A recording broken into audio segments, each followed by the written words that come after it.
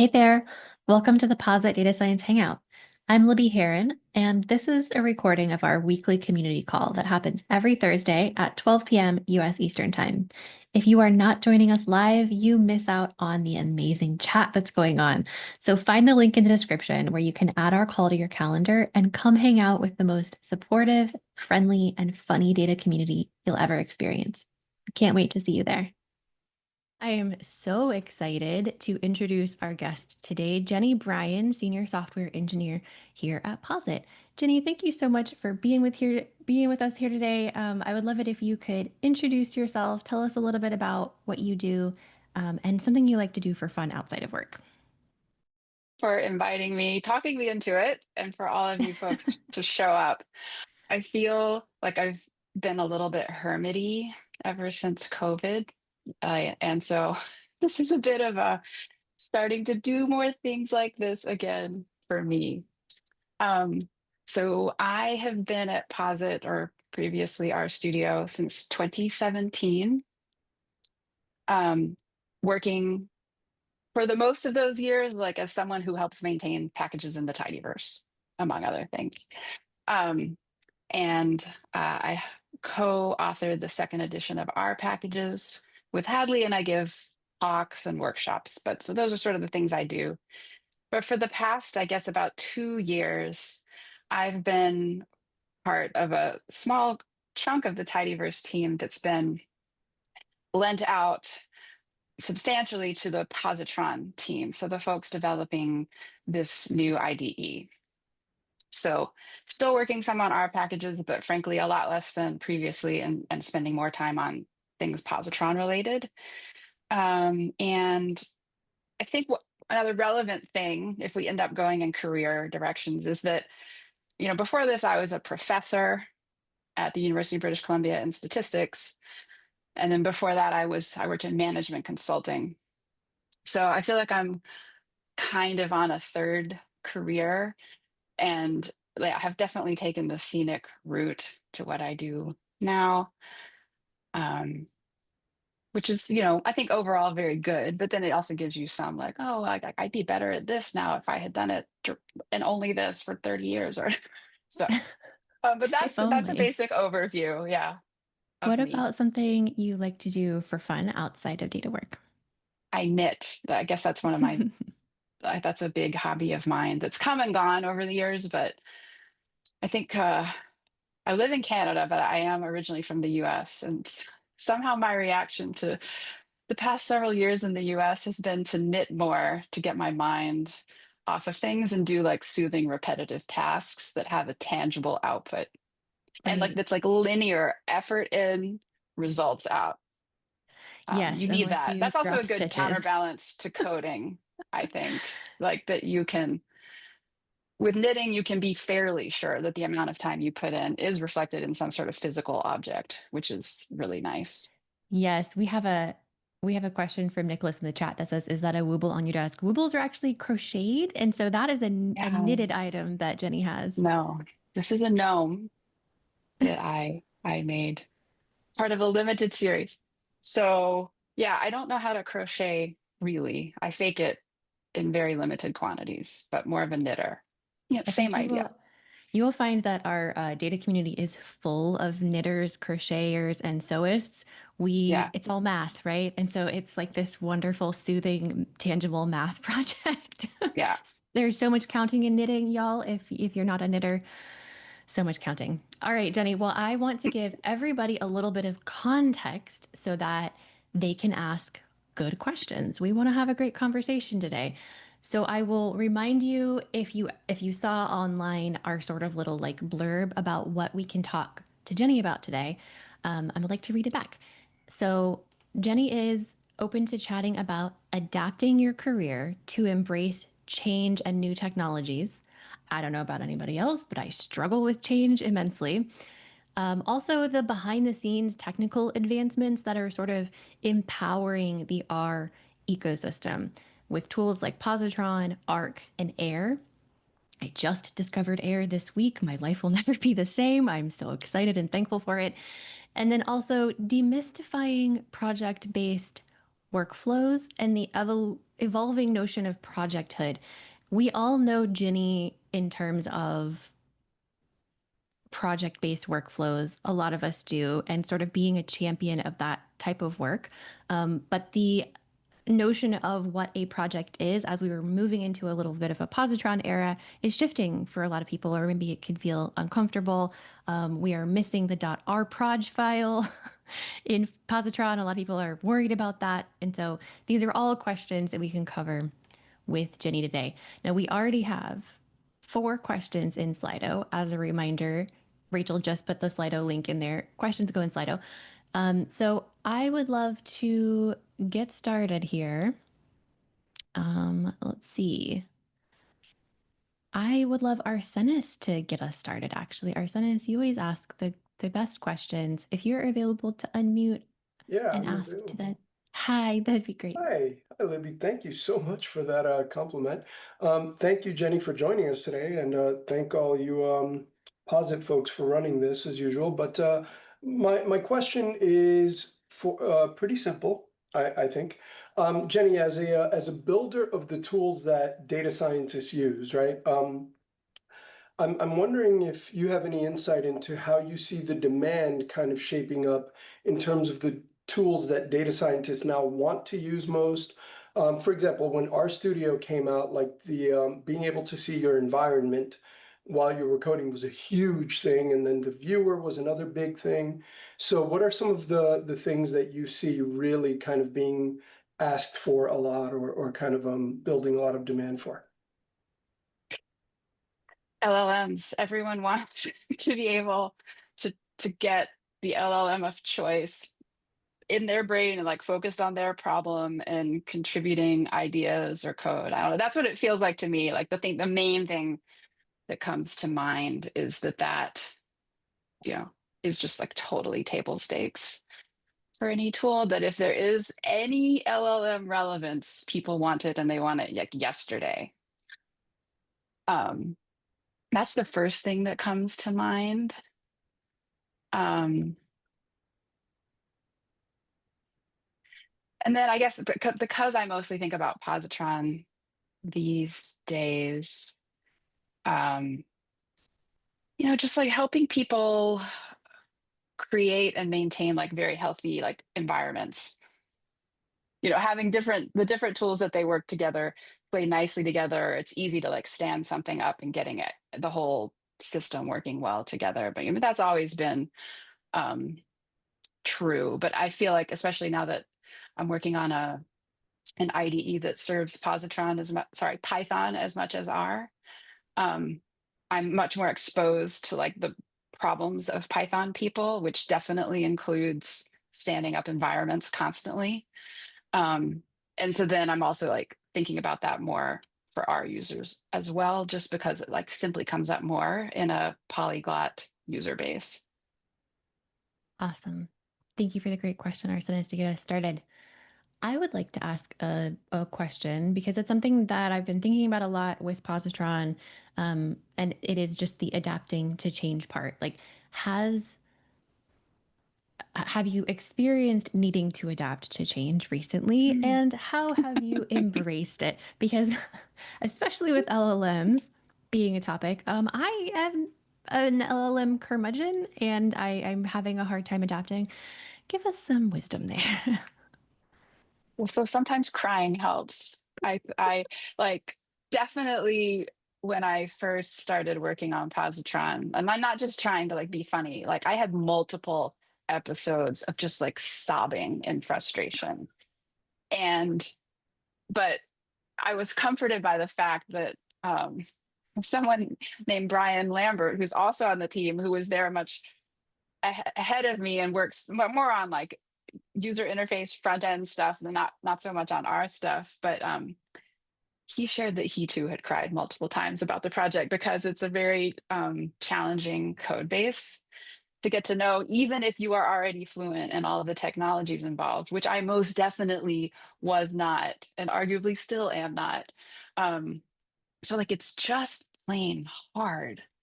And whatever you need for emotional catharsis, and that might be sobbing occasionally, helps. But it is true that like the relevance of LLMs has changed dramatically over the course of those 2 years, like really dramatically. Um, and so I think I both got more competent and I got more comfortable with being uncomfortable, but also the ability now to chat with Copilot or let Claude Code fly on something has helped immensely at like feeling like I can make a little more progress quickly, or like see something that works, and even though it might not be the way I want to do it, it like proved to me it's possible, and like it gives me something to shoot at, a critique or whatever. So early on in the LLM hype cycle, I mean, we're still like massively in the hype cycle, I was super skeptical because I was like, I can write R code much better than this thing can, like much better. But my attitude changed a lot when I applied it to problems where I need to write Rust or TypeScript, which I'm substantially less good at. And certainly in the case of TypeScript, LLMs are really good at.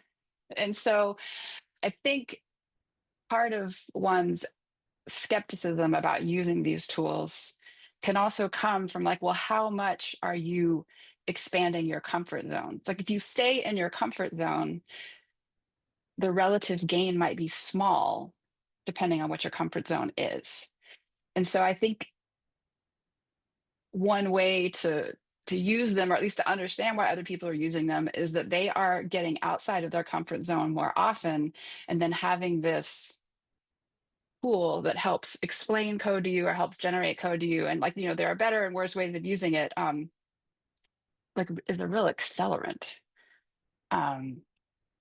And so sometimes I think skepticism comes from a place of you're not using it on the same types of problems or in the same ways that the enthusiasts are. And either you might want to think about that, or at least that helps you understand why they're so excited about it and you're not. And also, I should say, I've been given permission to not look at the chat and not look at the site. So like, I am literally just looking at your faces. And you know, so if I'm ignoring some theme or whatever, I'm assuming it's going to bubble to the top in some other way. Well, I will tell you that the chat is saying that they love your honesty. I think that a lot of the sort of hype cycle that we see on LinkedIn and on Blue Sky and all that stuff, and Andrew is saying like, yep, honesty, good. I think that we often just see people either being really upset about it or really excited about it. And there's not really a middle ground that's acknowledging that this change is a little weird and, you know, and change is hard in general. So I think that that's wonderful. That's the general vibe I'm getting from the chat right now. As a reminder to the chat, if you have just popped in, our questions are being asked in Slido today. So ask your questions in Slido so that we can answer them. I have a wonderful question from Zach. Zach is one of our regulars who always asks good stuff, and there's an asterisk, so I will ask it for him. And I I was gonna ask Jenny this anyway. He's saying, I see some posts on Blue Sky about Jenny setting laptops on fire. What is that about? And then a serious question, how did you decide to change your career a few times? So let's start with laptop on fire. Jenny, how did you expect that to go as viral as it went? I did not. I did not. And I still think overall it has been a good thing. It's not universally good, but what happened is I gave a talk in New Zealand.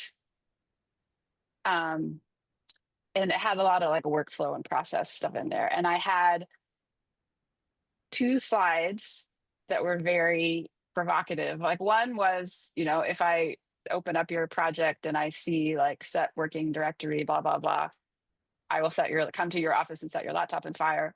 And the other one is if the top of your script is rm list equals ls. Okay. So, and Hadley took photos of those 2 slides and tweeted them.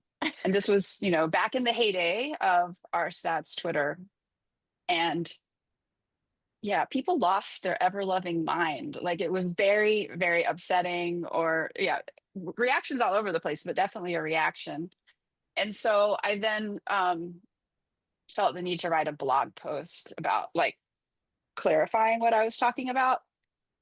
And so that's this blog post called like project oriented workflow, I think. And every time we look at the analytics for the Tidyverse blog, that thing is doing numbers to this day. Like it's incredible. So I had no idea when I wrote that it would attract as many eyeballs. But I think part of the reason why the people had such a strong reaction, both negative and positive, is it can really feel like a real attack, a personal attack on one's code. And so that was the part that I think is regrettable, but it got people's attention. And so part of I think what is upsetting about that type of provocative way of stating things is it feels like someone's taking away a piece of my workflow that's actually super important, and they haven't told me what I could do instead. So that's really what the blog post was about, because I too used to do both of these things because I felt like it was like the only way to like pivot my attention from one project to another, or like build paths that worked for me in the next 5 minutes. And so I think the important thing about what I was able to explain in the blog post is I do want to take those habits away from you. I stand by that. But it is important to like acknowledge they're solving a very real problem. I just think there's a better solution to those problems. And the one about not clearing your workspace all the time is like every time you clear the workspace, it's a pretty good sign that you should at least just be restarting R. Yeah. Or you should be like switching your attention to a different instance of RStudio or to a different window of Positron. It's that those are better ways of sort of pivoting your attention from one project to another, or sort of power cycling an existing project. And then the issue about paths is that you want your projects to travel gracefully across space and time. And so you want to build project paths relative to the project, and we have better tools for that as well. And I think the Here package is a great implementation of that. You don't need to use it, but it can help tremendously. My It dogs are can. trying to get in, and hopefully they will not. But That's okay. We can't hear anything, I promise. Zoom does a really good job of filtering stuff out. Well, maybe we can cover really quickly. Zach did have a second question in there, which was how did you decide to change your career a few times? oh, Because you're on a third okay. career. So I was a statistics professor, but like even in grad school, it was very apparent to me that I really enjoyed any sort of software development, and was like less excited about proving theorems, and did like the bare minimum of the math part, and like way more than the minimum of the programming part. And you can navigate through statistics academia that way, but you'll never be regarded as like truly awesome, unless you're Hadley. But then he left academia too. So and then that theme just like carried on throughout my entire statistics career. I did manage to get tenure. I was an associate professor by continuing to do like a ton of data analysis, actually is what I mostly did. Some working on tools for data analysis, but really more just doing data analysis, and the amount of mathematical work kind of necessary to make sure I was sort of clearing various bars. So once I got tenure, I decided the way I was going to implement the freedom that gave me was to totally focus on software, because I was like, I don't feel bad about this. I feel like it's professionally, like ethically okay. It means no one will regard me as just killing it in my job, but they will certainly tolerate me. Um, and then I like, either that's just the way it'll be. Like maybe I'll never be promoted to full, but I'll be happy doing my software development work. or maybe it will give me the chance to go do that for real somewhere. And then I was lucky that the latter came true. And so when Hadley first started got to build a tidyverse team, I was able to come join that along with, a couple other people around the same time. And then that felt great. It feels so great when doing what you really want to do and where you think your comparative advantage lies actually aligns with what your job description is. That's been amazing. You don't have to have that in your life, because I was willing to just play my cards the way I wanted to in academia and not worry about the misalignment, and which sometimes that's just what you need to do. But it is really awesome when you can get those things aligned. I agree. If you possibly can, definitely Yeah. do it. Thank you, Zach, for that amazing question that opened up so much conversation with Jenny. And I had a question in Slido. Let me go find it. Where did it go? Wow, we have so many questions in Slido. We're not going to be able to get to them all today, but that's okay. Let's try. This one's from Jacob. Jacob Lackey, are you available to ask your question live? Yes, I am. Hey, go ahead. Hey, Jenny. So I work on a people data analytics team in the healthcare industry, and we've got about 5 people in total. And right now we're kind of fragmented between using R and Python in terms of coding. I've been trying to convince the team to switch everybody over to Python just for consistency purposes. And I'm just curious, what are your thoughts on the ease of putting models into production in Python versus R? And does it make sense to shift everybody to one language or the other?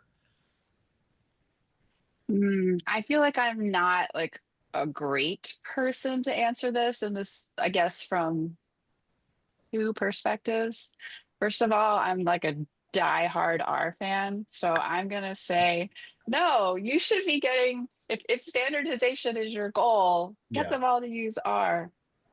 I realize that that's may not be practical, and that's definitely, uh, you know, me being a big booster of R. Um, I think you have to do whatever makes sense for your team. So I certainly can say that, within the tidyverse team, for example, we do really try to standardize our practices for doing certain things and enshrine that in tools, because it removes decision fatigue. It creates consistency that when you need to go drop in on somebody else's project, where the Right. bathroom is, you don't walk in and you're like, what the heck is going on here? Yeah. So I think having at least deliberate choices about when we're consistent and when we allow people to follow their heart does make a lot of sense. And then I definitely am not the person to talk to about putting models in production. I'm going to refer that to Julia Silge or other Yeah. people. I am definitely that's outside of my wheelhouse. Yeah, that's fine. Excellent. I'm proficient with both R and Python. It's just, but you're saying either one or the other is good, right? Regardless of the language. I think so. And then I think, it's going to depend on your group whether you want to sort of standardize on one or the other. Certainly, I would say that Posit is all in on building a tooling ecosystem that should make it very easy for individual people or individual teams to use a lot of both. Okay. So Thank you. Awesome. Thank you. Thank you so much for the great question, Jacob. I saw one from Sam, and Sam had an asterisk, which, in case anybody doesn't know, you can always put an asterisk in your question. That's sort of a little unspoken rule we have here if you want me to ask it for you. And Sam asks, how do you navigate the law of the instrument in quotations here, when working with emerging tools like LLMs? I've noticed parallels with Shiny where it sometimes gets applied to problems that it might not be best suited for. So how do you balance enthusiasm for new tools with thoughtful tool selection? all right, I have to confess, I don't know what the law of the instrument is. So if Neither do anyone, I. Somebody put okay, that in the chat for us. Sam, yeah, help us maybe out. I'll vamp for a bit, but maybe someone can supply that. Like I guess my main response to this is I think it I think LLMs are like a chainsaw. Like it really is very easy to like open an artery and just like to use it either on something that you shouldn't, or I'm less worried about that, but to like Uh, trust it too much. Yeah. yeah, Okay. Do this we have is, an answer that might help? we do. It's the when you have a hammer, everything looks like a nail. Oh, okay. Okay. Okay. Um, so I'll just say that I try to be just super bossy with LLMs and very critical of their output. So I've only done something that I would say was vibe coded like once. So I much more ask like very targeted questions, and I'm pretty willing to be like, are you sure? Or like, this doesn't make sense to me. Or just like start the conversation over if we've gotten to some local minimum like of quality. Um, so I don't know, that's my main answer is they are super helpful. But yeah, sometimes it's also true that you need to just back out and think about the problem yourself. But I think if you use LLMs in that way, like you really think about your prompt, you really think about the context, and you really critique each answer, they end up acting like a giant rubber duck. And that can be very healthy because it's making you articulate, this is my problem. These are the constraints. I want it to look consistent with this code base. I'm worried about building a very inefficient solution or something like that.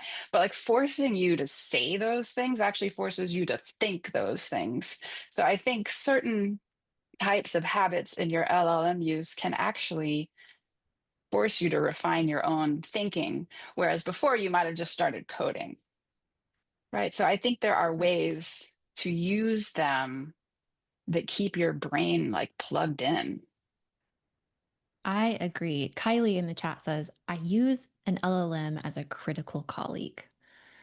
Yeah. And I like that a lot. And somebody else says that it's a Or a colleague non-squishy to rubber duck. critique. Right. Yeah. Oh gosh. Well, Also, yeah, I'm like, are some of you my sure? experiences. Or I'm like, I don't like the way you did such and such. Fix that. And just you can be bossy in ways that you would not be with an actual colleague. Yeah, and a lot of times it's not going to listen to you anyway. So be as True. bossy as you like. Yeah. This week I was like, no, use this function, and it was like, no, no, no, I'm not going to use that function. I'm going to use one that doesn't exist. And I'm like, no, really, Yeah. use the That's the function that one I'm exists. trying to write. Yes. Yeah. Thank you so much, Sam, for that fantastic question. And the next one that I have on my radar here is an anonymous one. I will read it for our wonderful anonymous asker.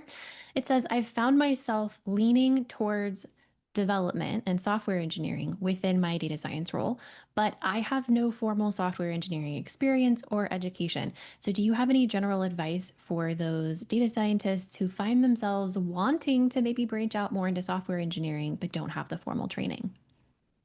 Well, that definitely describes me, That's a the good not having question. formal training. And so I think the steps and it will, yeah, I actually had a segment in a talk once that showed that like cake fails photo, right? Of someone making like a beautiful cake that looked like a hedgehog in a woodland, right? And then there was, and here's my version, and it's just this like brown blob with like pretzel sticks sticking out of it, and the theme of that is this phrase that like your taste develops much faster than your ability.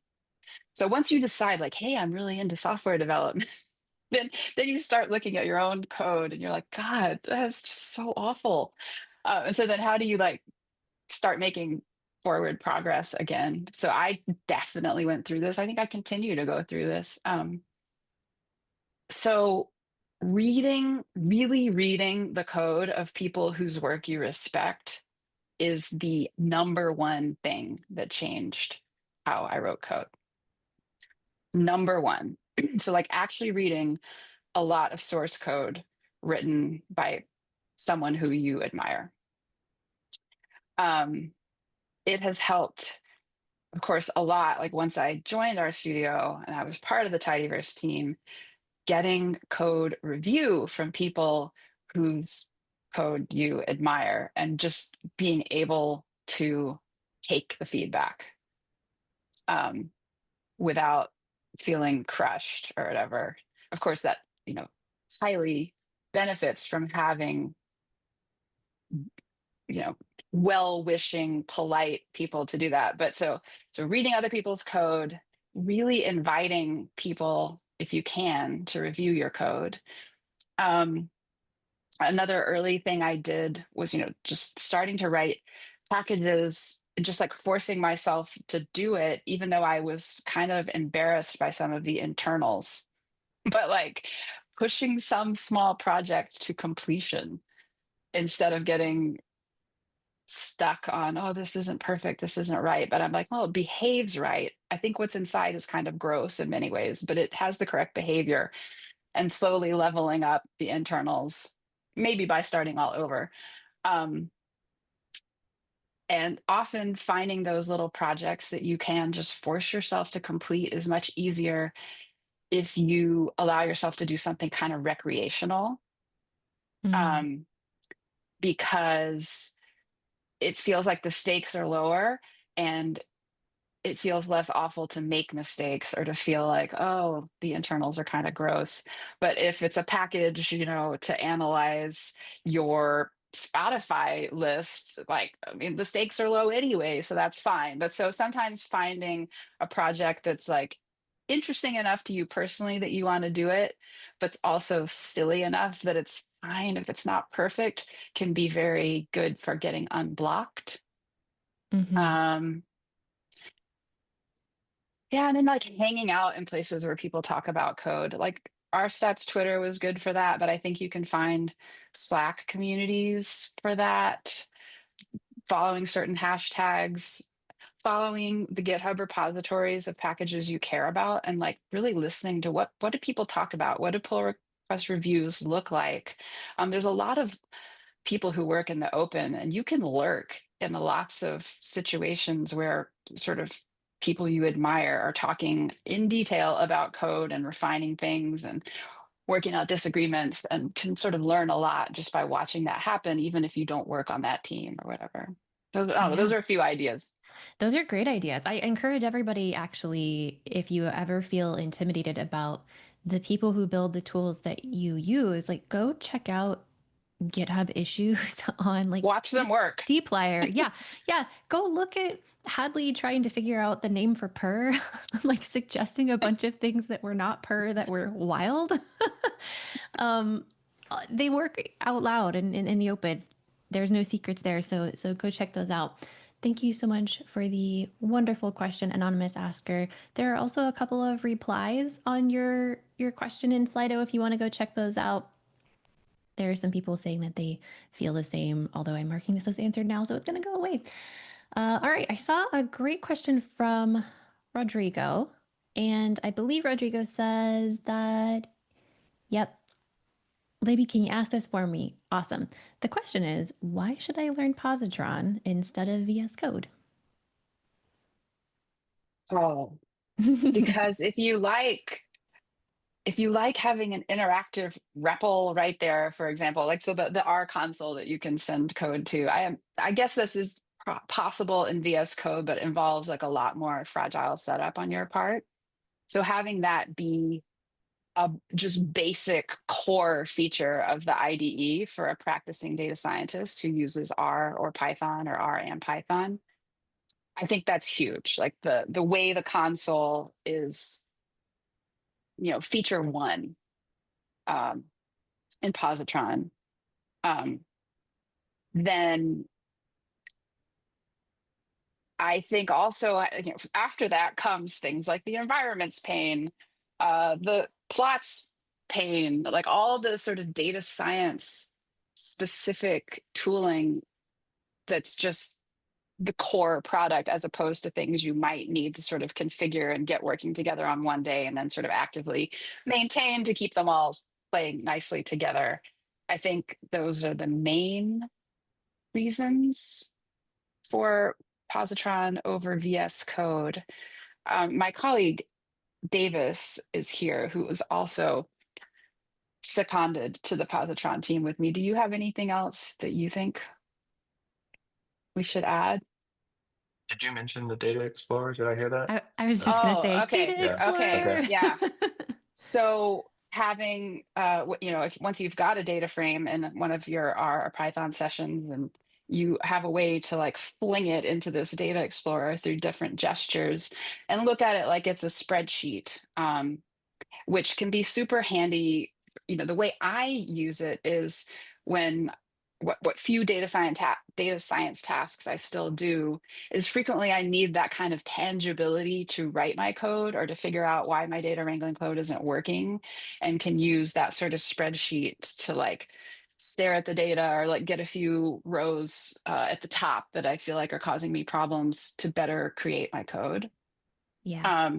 And I feel like each of those elements is like sort of possible in VS Code, but it's like a lot more janky, and it's a lot more on you to get individual extensions or things working together.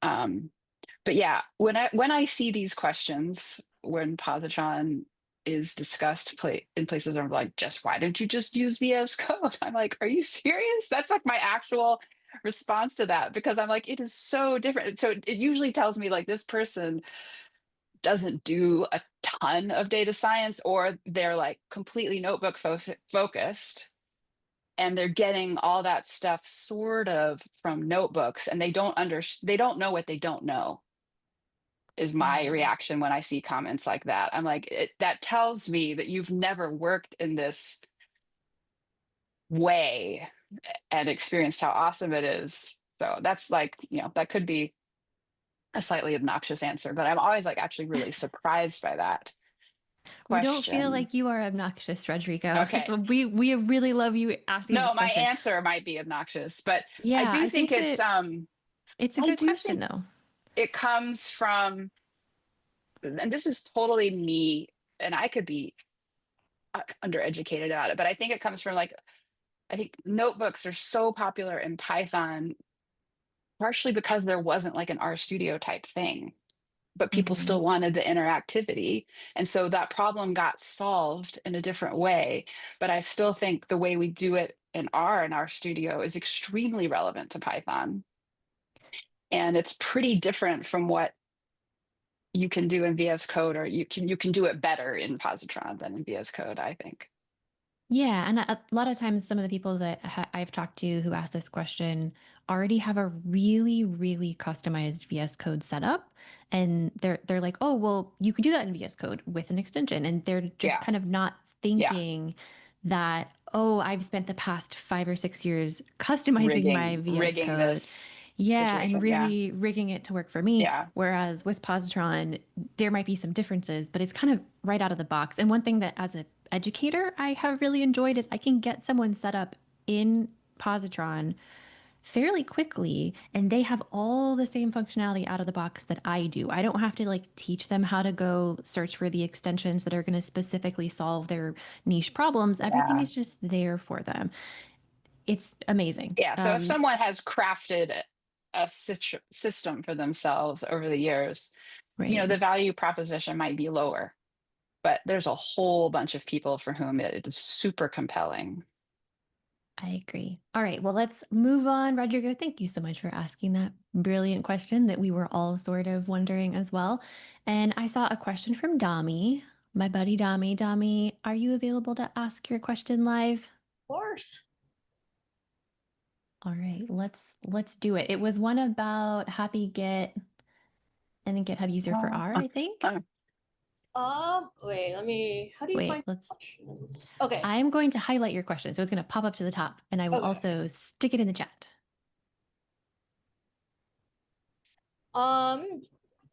Jenny, I would just ask a question. Happy Git is like one of the things that saved me the most when I was in grad school. Like read it religiously. I gave it to everyone. I printed it out. And I'm always like amazed how much I come back to it, like even like 5 years from now.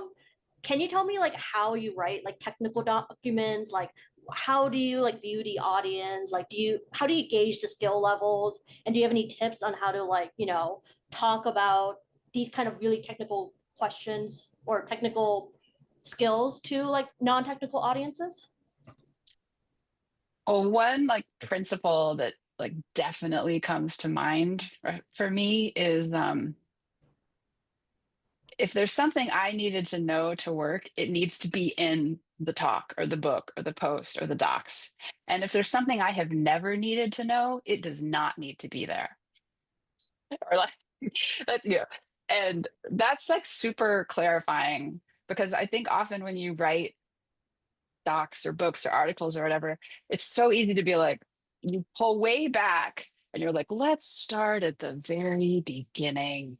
And you go off and like do research on things that like you've never actually needed to know. And like if you're writing, the definitive account of something, you do need to do that. But most people don't want to read the definitive account of things. And so I kind of feel like if there's something that you've never needed to know, let's say about Git, since that's what we're talking about, and you operate like at a pretty high level in Git for 10 years, it's pretty safe that you don't need to mention it now, or at least you have the permission to not mention it now.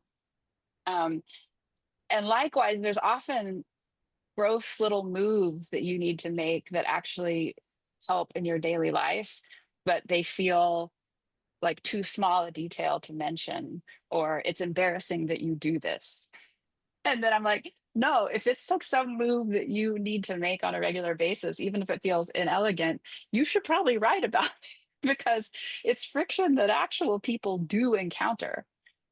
So letting your own experience of a tool, giving yourself permission to like actually write about it that way. So a lot of what's in Happy Git, like the way the website came about is back in my prof days, we would drag classes of 100 or more people every semester through the fun experience of getting Git and GitHub set up. And so we ended up with this just like battle tested set of instructions and a very good list of like problems that people have. And then we turned that just sort of collective, like super painfully gained wisdom into that resource. And then I think another phrase that's really helpful comes from Greg Wilson of Software Carpentry, which is like, never let truth get in the way of clarity. Like letting yourself write things sometimes that are not like absolutely, totally, completely pedantically true, but it's like, it's the truth that actually matters. That can also be very freeing to write things that are like reasonably short, readable, and will work for most people most of the time, but is glossing over some technicality or something like that. So those are some principles that I think about when I'm like, how should I write about this? I sort of think about those sorts of things. Thank you. Great question, Dami. We have all really benefited from all of Jenny's technical writing for audiences, technical and not, because a lot of us educators are also using that to teach other people, and we're so grateful it exists. I had a question come in from John Harmon, who was going to hop in halfway through the call. And I believe, John, you are here now.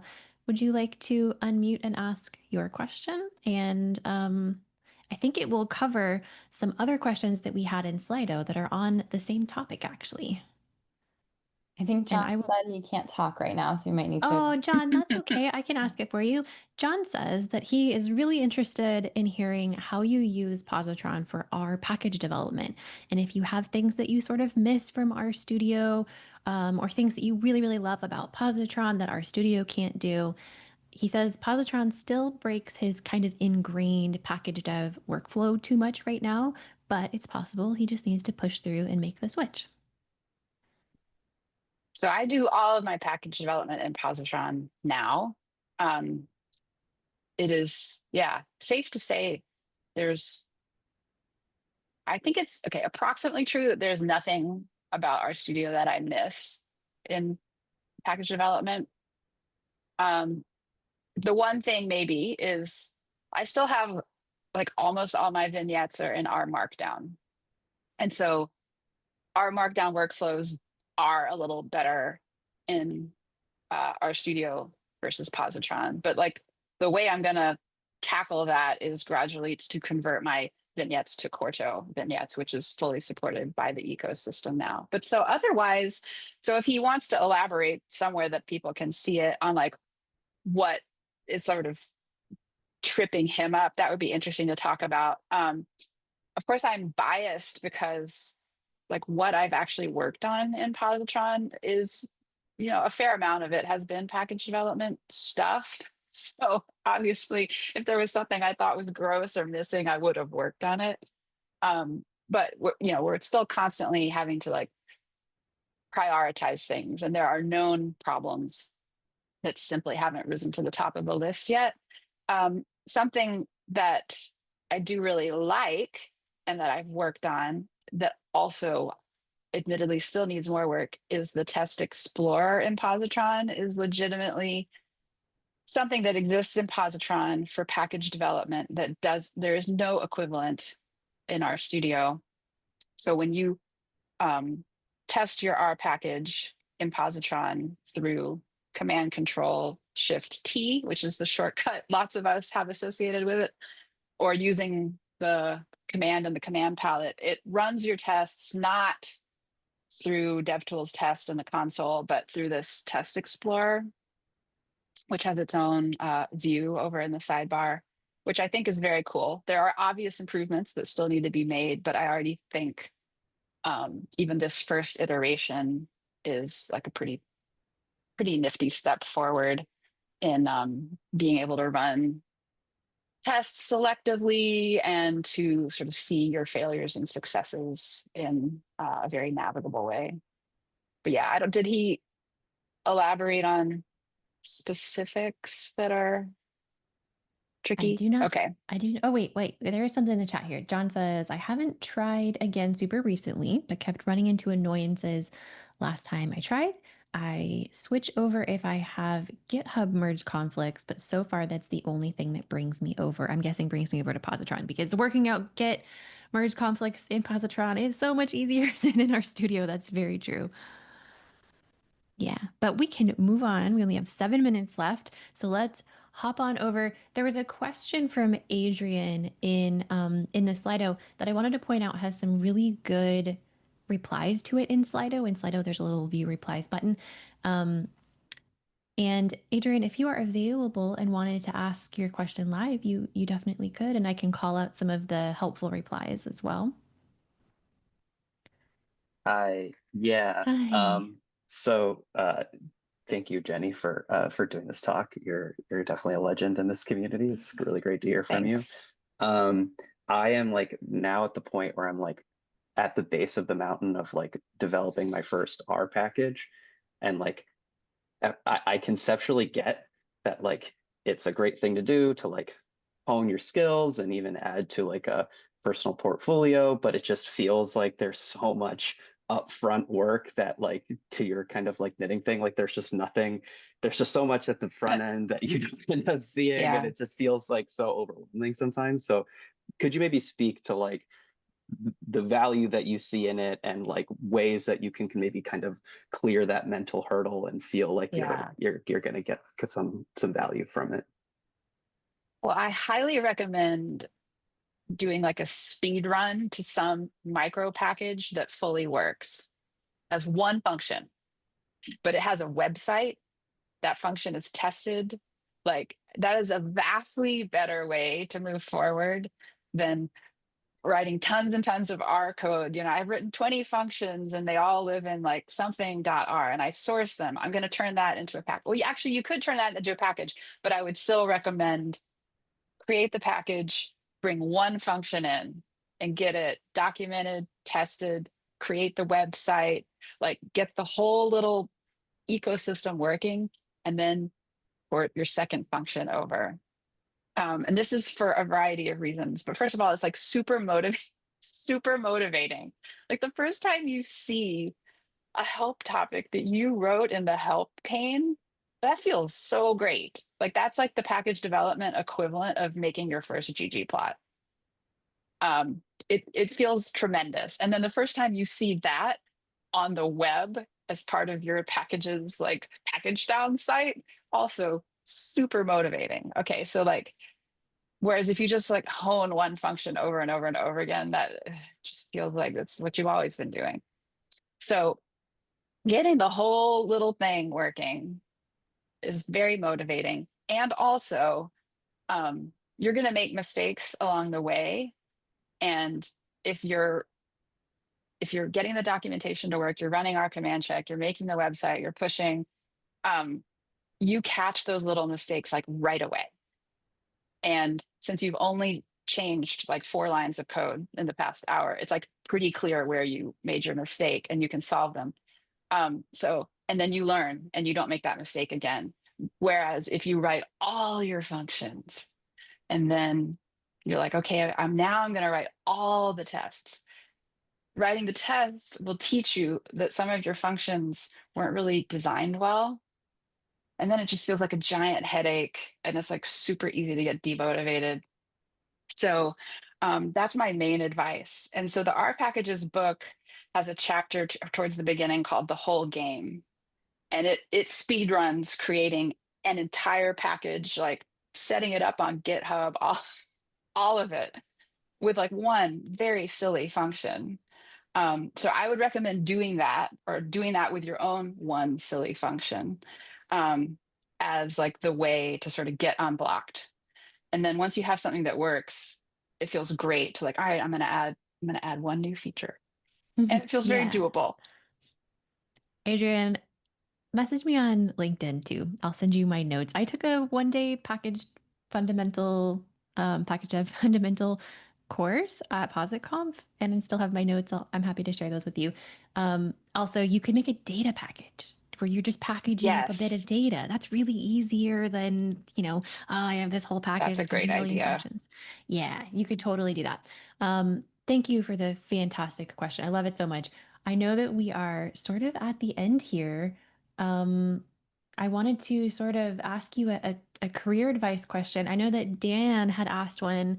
Maybe Dan can hop in and ask his question, and then we can wrap up really quickly. Dan, are you available to ask? I'm assuming you mean me. Hello. Yeah, Daniel, sorry. Hey. Yes, the question. You're here in Vancouver. I am here. We're like kind of neighbors. Yeah, the question is about your career story is around being an individual contributor and doing the actual software engineering. You hear a lot from just people like you either have 2 paths. You're either an IC or a manager. And I guess the question is, what does your career trajectory look like? And then what is your advice for other people who are just looking to grow their career? And does that mean like being a manager means you never write code anymore? I just know that I am in my heart an individual contributor, and I'm going to sail off into the sunset that way. It's not that I never want to supervise anyone in any capacity, and I've done some of that more in academia than at Posit. I just think the way I work, I'd rather be doing the work than supervising the work. And I'm happy to accept that comes with maybe a smaller sphere of influence, or if I want to have influence, it needs to happen in other ways by writing books or whatever. Like I'm totally happy with that. And if it limits like how high I can go in some org chart, I'm also totally okay with that. And so some of that must come from like my personality, and some of it probably also comes from this being kind of a third career, that I know how I like to work, and that's in the IC mode. And I'm totally comfortable accepting what are arguably the downsides of that, but like are also the upsides of that. So I definitely know that that's not how everybody thinks, thank goodness, because we do need people who have more desire to like increase their sphere of influence by supervising people and taking a different track. I just know I'm not one of them. Which is totally, totally valid. I see myself very much as an IC for life as well. Jenny, thank you so much. This was amazing. There is so much thank youing happening in the chat right now. Thanks. It's amazing. Everybody, if you would like to save the chat because a million links were shared there, there's a 3 dots at the top right where you can go and save the chat. This hour always flies by. Jenny, thank you so much for being with us. This was very fun. I was a little nervous about how it would go, but far exceeded my expectations. It was fun, and yeah, I thank everyone to listening to me for an hour. It was great. Wonderful. We were really excited to do so. Thank you everybody for coming. Jenny, I think that you broke Hadley's attendance record. Congratulations. You can Cool. rub that in his I'm face gonna later. file that fact away. Yep, there you go. Thank you, everybody. We will see you next week. And I would love to let you know who we have joining us next week. It's Brian Chase, Vice President of Baseball Systems at the Miami Marlins. So join us for some baseball conversation. We'll see you then. Bye, everybody.